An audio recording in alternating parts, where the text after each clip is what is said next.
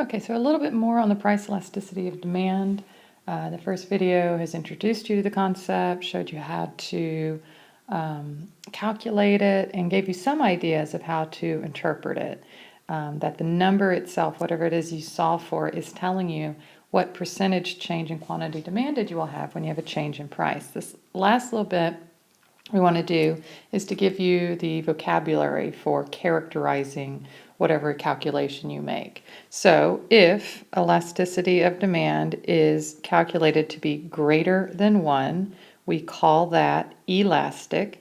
You can think about a rubber band, really, because if this formula up here is greater than 1, you're saying the numerator is greater than the denominator. You're saying you're going to have a larger change in quantity demanded than you will in the change in price. And so you can think of it as being a very responsive, very elastic or stretchy part of the demand curve, where you're getting a larger change in quantity demanded than you are in the price.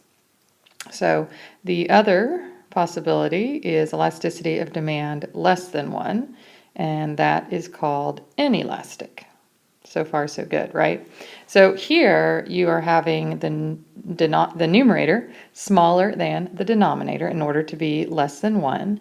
And that means that for whatever change in price you have, you're having a smaller percentage change in the quantity demanded.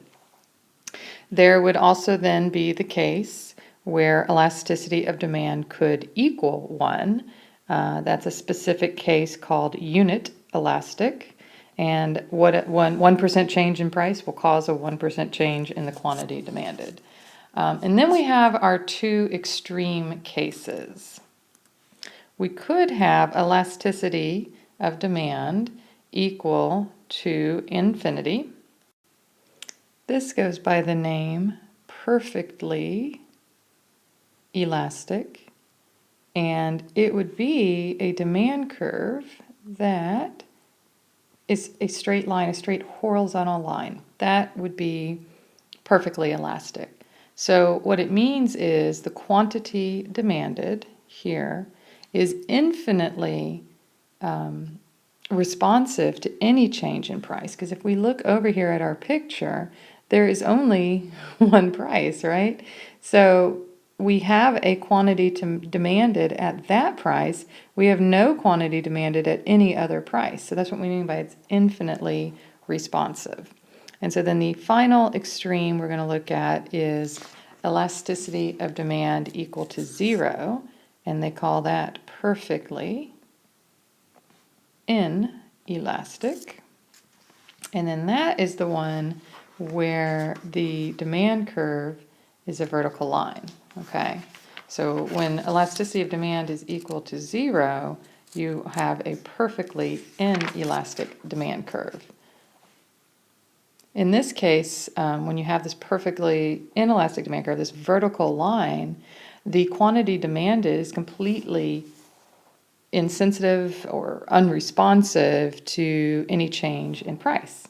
So this quantity demanded, you see there's only one quantity, so no matter what the price is, you're getting no response in quantity demanded. So this is a 0 up here, so it's 0 over whatever percentage change of price is going to equal 0. So these are the different types of elasticity. The ones we probably spend the most time on is just focusing on whether the elasticity you're calculating is elastic or inelastic. As I said in the last video, that can help you decide what will be the impact of raising your price or cutting your price, because that will tell you how you're going to get a response in the quantity demanded, and then that'll help you figure out what that's going to mean for your revenue. However, we will see this perfectly elastic reappear in a market structure called perfectly competitive. Nobody has a demand curve that truly looks like this, but in that one market structure, a firm can feel as if this is their demand curve. The market demand curve is still, of course, a downward sloping demand like we've learned. But when you're one tiny firm in a huge market, it can feel like whatever the market price is, I can sell any quantity I want. And so their elasticity of demand for the firm in that case would be infinite, and you would describe their demand curve as perfectly elastic.